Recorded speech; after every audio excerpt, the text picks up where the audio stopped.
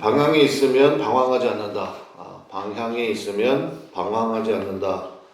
라는 제목으로 하나님의 말씀 증거하도록 하겠습니다.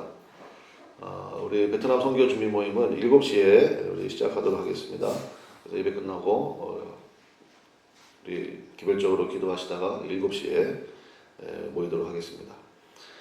오늘 말씀에 보면 1절에 보겠습니다. 1절에 보면 끝으로 나의 형제들아 주 안에서 뭐하라?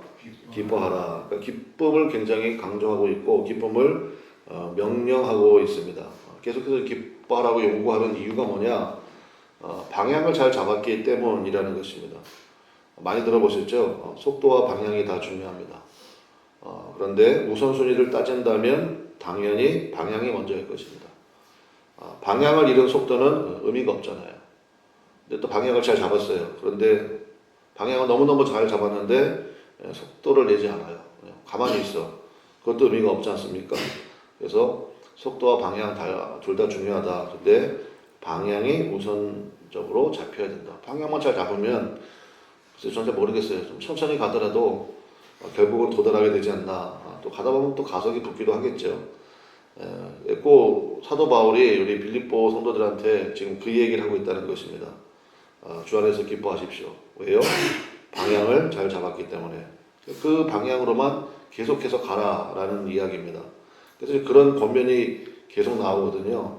그래서 16절 한번 보십시오. 16절 보면 오직 우리가 어디까지 이르렀든지 그대로 행할 것이다. 그대로 행할 것이다. 그러니까 그렇게만 하십시오. 그런 뜻이거든요. 제가 좋아하는 영어 단어가 여기 나와요. NLT 보면 keep going. 그렇게 계속 가십시오.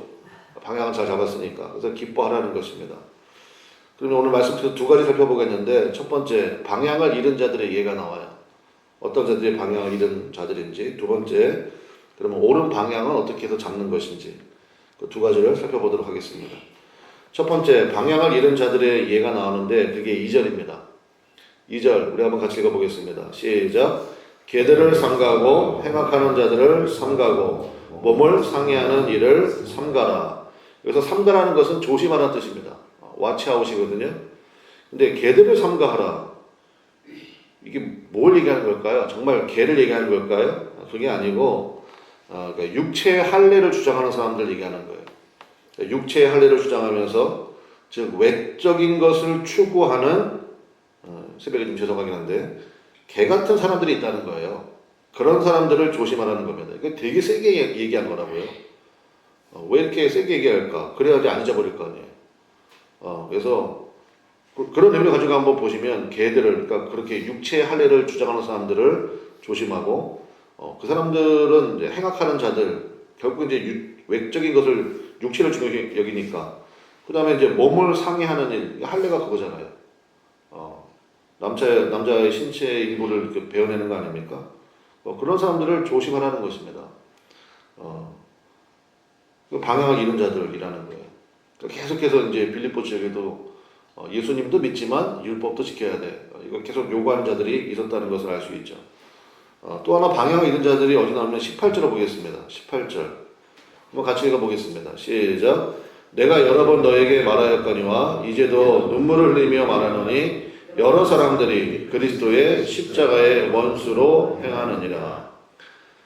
눈물을 흘리며 얘기한대요. 그 정도로 안타까움이 있다 이거죠. 그리스도의 십자가의 원수로 행한다. 이 사람들이 예수 믿는 사람들이에요? 안 믿는 사람들이에요? 믿는 사람들이에요. 예수님의 십자가의 복음도 알아요. 그런데 알기는 알지만 반대 방향으로 가버리는 거예요. 예수님의 십자가를 통하여서 주님과 우리가 하나가 되었잖아요. 그 주님과 동행하는 것. 그것이 제일 중요한 거 아닙니까? 근데 예수님의 십자가의 은혜를 알면서도 예수님과 동행하지 않고 주님의 뜻을 붙들지 않고 말로는 주여 주여 하면서도 불법을 행하는 자들이죠. 그러니까 불법이 뭐예요? 내가 원하는 대로 한다는 거예요. 방향이 틀려버렸죠. 동행이라는 것은 방향이 맞아야 동행이 되는 거 아닙니까?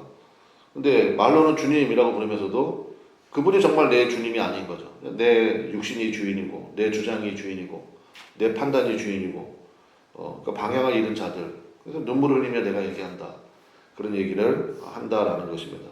이런 사람의 특징이 있어요. 뭡니까? 19절 보시면 그들의 마침은 뭡니까? 멸망이고 그들의 신은요 배고. 그러니까 자기 입속 채우는 거에만 급급하다는 거예요. 그 영광은 그들의 부끄러움에 있고 그 다음에 제일 중요하죠. 무슨 일을 생각합니까? 땅의 일을 생각하는 자라. 맨 얘기하는 게 그냥 유치적으로 뭐 복받고 맨날 그런 이야기들 뭐 그런 것만 한다는 거예요. 정말 주님의 뜻이 어디에 있고 주님의 앞에 내가 헌신하는 어떤 모습이 있고 그 열매를 어떻게 거두고 있고 뭐 이런 것들을 생각하지 않고 맨 뭐 얘기 들어보면 뭐 더 이상 얘기하지 않겠습니다. 뭐 그런 이야기들. 그러니까 방향을 잃은 자들, 말 그대로 십자가의 원수로 행하는 자들이 여전히 있다라는 것입니다. 그럼 이제 우리는 그 정도는 하고, 그러면 이제 두 번째로, 옳은 방향의 이해가 있죠. 어떻게 하면 옳은 방향으로 가는 것인지. 3절인데, 3절 보십시다. 3절에 보면, 하나님의 성령으로 뭐 합니까? 봉사. 근데 이거 좀 번역이 좀 아쉬워요. 예배입니다, 예배. 하나님의 성령으로 예배하며, 예배하고, 그 다음에 그리스도 예수로 뭐 합니까? 자랑하고, 그 다음에 뭐를 신뢰하지 않아요? 육체를 신뢰하지 않는 우리. 여기서 육체라는 것은 나예요, 나. 나를 신뢰하지 아니하는 우리가 곧 할례파. 이게 참 할례다, 그 얘기입니다. 그러니까 그냥 우리 몸에다가 그 할례 행하고 그거 칼자국 하나 냈다 그래가지고 너는 아브라함의 자손이다. 그건 의미가 없고 하나님의 성령으로 예배할 줄 알고 그 다음에 예수님 자랑하고 나를 신뢰하지 아니하는 나 자신을 신뢰하지 않는 그 모습이 참된 할례라는 것입니다. 그것이 진짜 영적인 할례라는 거예요. 그래서 4절부터는 뭐냐? 사도 바울의 개인적인 간증입니다. 여러분 잘 아시잖아요. 예전에 자기가 어느 출생이고 그 다음에 예수님 믿기 전에 예수님 만나기 전에 예수 믿는 사람들 뭐 잡아다 옥에 가두고 스데반 집사 돌로 쳐서 죽일 때 거기에서 제일 앞장섰던 사람이고 그때가 뭐예요? 내가 그때 방향 잃었다는 거예요. 나는 그게 하나님 잘 믿는 일인 줄 알았다는 거예요. 근데 내 심령에 큰 은혜가 임해가지고 대전환이 일어났다는 것입니다. 그래서 한번 6절 보겠습니다. 전체를 정리하는 4절부터 개인적인 간증이 되니까요. 6절에 보니까 열심으로는 뭐를 박해합니까? 교회를 박해하고 율법의 의로는 흠이 없는 자라. 자기가 자기를 볼 때 그런 모습이 있었다는 거예요. 자, 7절의 첫 마디가 되게 중요합니다. 첫 마디가 뭔데요? 그러나죠. 그러나. 여러분 삶 속에도 그러나의 은혜가 있기 때문에 오늘 주님께서 오늘 여러분들을 붙들어 주심을 여러분 믿으시기를 바랍니다. 그래서 그러나 무엇이든지 내게 유익하던 것을 내가 그리스도를 위하여 다 해로 여길 뿐더러. 그러니까 대전환이 일어났다는 거예요. 그러면서 뭐 많이 들어보셨잖아요. 예수님과 나머지 모든 것들은 다 배설물로 여겨진다는 거예요. 그러니까 대전환이 일어났다는 것입니다. 그 전에 내가 가장 소중하게 여겼던 모든 것들이 예수님 만나고 나니까 이거 뭐 아무것도 아니라는 거예요. 여러분 배설물 보면서 야 저것도 내 몸의 일부였는데 너무너무 안타깝네. 그런 사람이 누가 있어요? 쳐다보지도 않지. 그게 8절이죠. 8절 한번 같이 읽어보겠습니다. 시작. 또한 모든 것을 해로 여김은 내 주 그리스도 예수를 아는 지식이 가장 고상하기 때문이라. 내가 그를 위하여 모든 것을 잃어버리고 배설물로 여김은 그리스도를 얻고 이렇게 나오죠. 그래서 대전환이 일어났다라는 거죠. 그래서 여러분 심령에도 오직 예수님의 뜻이 가장 소중하고 예수님께 예배해드린 것이 가장 영광스럽고 그래서 우리가 이제 베트남 선교도 그런 마음을 가지고 가는 거죠. 만남의 축복을 위해서 정말 우리가 많은 시간을 들이고 또 비용을 들여서 이제 가게 될 터인데 가서 딱 의미는 딱 한 가지 아닙니까? 가서 한 영혼이라도 예수님에게 영향을 준다 그러면 그것만큼 귀한 일이 어디 있어요? 그래서 우리가 거기에 시간을 들이고 물질을 들이고 하는 거잖아요. 그러니까 바로 이 대전환이에요, 대전환. 하나님 그 역사가 일어나기를 원합니다. 그래서 12절과 13절에 보면 여기에 긴장 관계가 있다는 거예요. 여러분 이제 성경에 표시를 하시면 좋겠는데 12절에 내가 그다음 뭐라고 되어 있습니까? 이미 내가 이미 거기에 표시합시다. 내가 이미 얻었다 함도 아니요 온전히 이루었다 함도 아니라. 그러면서 13절에 형제들아 나는 그다음 뭐라고 되어 있습니까? 아직. 요거 아직에도 표시하십시오. 그랬고 이거 신학적으로 굉장히 중요한 용어거든요. 그러니까 이미를 영어로 already라고 그래요. already. 아직은 not yet 이렇게 얘기하거든요. 그러니까 already와 not yet의 긴장 관계가 있다. 이거 신학적으로 굉장히 중요한 내용입니다. 그러니까 우리가 이미 예수님 믿잖아요. 내가 예수님과 하나 될 것을 믿고 그런데 우리의 삶에는 여전히 아직 그리스도의 장성에 장성한 분량에 이르지 못한 여전히 연약한 모습이 있고 내가 그러지 말아야지 하면서 또 그러는 모습들이 있지 않습니까? 그 둘 사이에 긴장이 있다는 거예요. 그러니까 믿음이란 이처럼 현실과 약속 사이에 틈을 메우는 힘이라는 것입니다. 그래서 믿음이 에모나라 그랬잖아요. 견디는 거라고. 의미가 있어요. 근데 아직도 있다고요. 그 틈이 있거든요. 그 갭이 있는데 그거를 믿음으로 견디는 거예요. 예를 들어 보겠습니다. 아브라함의 현실은 뭐예요? 100세인데 무자야. 자기 아내도 90이 됐고 이제 뭐 여인으로서의 바랄 수 있는 소망은 전혀 없어. 그게 현실이거든요. 아직이잖아요. 아직. 그런데 아브라함에게는 이미 하나님의 약속이 주어졌어요? 안 주어졌어요? 주어졌잖아요. 하늘의 별을 봐라. 바닷가의 모래를 봐라.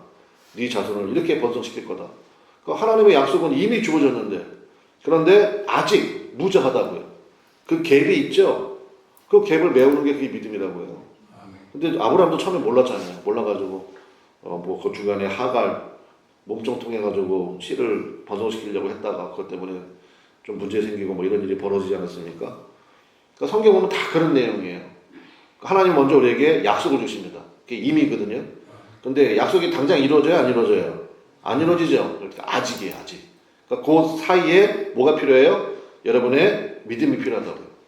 하나님 또 기도하기 원하고 견디기 원하고 그러면서 그 약속이 점점 커지는 거예요. 근데 여러분 이제는 뭐 다 알잖아요. 아브라함의 자손. 다 아브라함의 자손이라고 그러잖아요.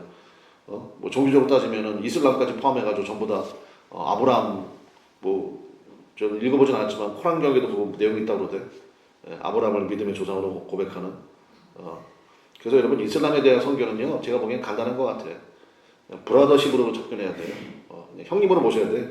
이삭한테 어쨌든 이스마엘은 이복 형제긴 하지만 형님은 형님이잖아요. 그 브라더십으로 정통은 이삭에게 있지만 그래야지 그 선교가 되지. 가가지고 무조건 너희들은 사탄 마귀들이다. 그러면 이게 뭐 되겠습니까? 누가 그 사람하고 뭐 얘기를 들어주겠어요? 그러니까 선교란 게 그런 거잖아요. 주님께서 이 땅에 오셨잖아요. 사람의 모양을 입고. 그러니까 우리도 그들의 모양을 입고 가야 되죠. 어떻게 하면 접촉점을 이룰 것인가? 그거 생각해야 되는 거 아닙니까? 적용 말씀 드리고 말씀 마치면 좋겠는데 18절 뒷부분에 보면 그러니까 이미와 아직의 긴장 관계가 있다고 했잖아요. 그러면 어떻게 하냐? 그러니까 믿음을 채우라고 그랬잖아요. 그 중간에. 그래서 13절 중간 한번 보세요. 오직 한 일, 즉 뭐는 잊어버려요? 예, 뒤에 있는 것은 잊어버리는 거예요. 지나간 것은 어쩔 수 없다는 거예요. 뒤에 있는 것은 잊어버리고 앞에 있는 것을 잡으려고. 그래서 첫 번째는 뭐냐?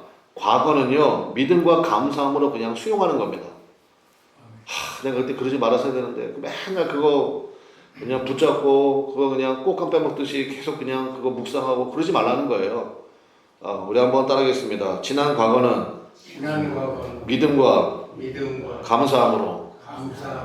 야 거기서도 참 내가 그래 맞아 그런 일이 있었지만 그걸 통해서 내가 얼마나 바른 방향을 찾게 되었는가. 그리고 그런 아픔을 겪고 있는 사람이 있다 그러면 내가 그 사람들을 위로할 수 있는 힘이 생겼잖아요. 그러니까 과거는 믿음과 감사함으로 그냥 영접하는 거예요. 우리가 지금 뭐 아무리 기도한다고 해가지고 과거가 변화될 리가 없잖아요.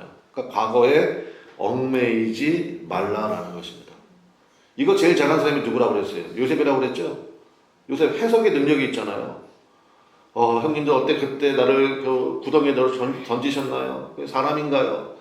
그러면서 어떻게 성경 보면 그러나서 옆에서 밥 먹었거든요. 밑에서 자기는 막 소리치고 있는데 세상 사람이 이렇게 잔인하게 시작하면 이렇게 잔인한 것 같아요. 거기서 밥이 넘어가요?